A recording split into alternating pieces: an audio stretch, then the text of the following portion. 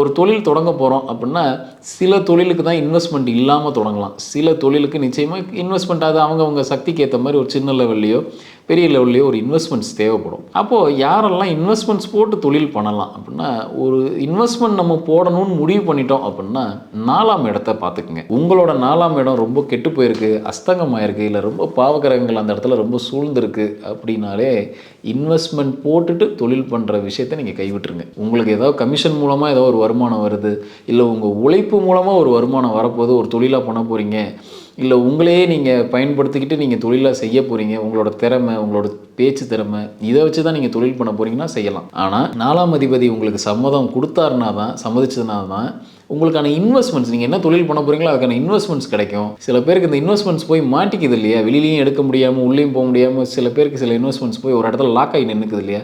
அவங்க எல்லாருக்கும் பார்த்தீங்கன்னா 4ஆம் அதிபதி ஏதோ ஒரு வகையில கெட்டு போயிருக்கும்.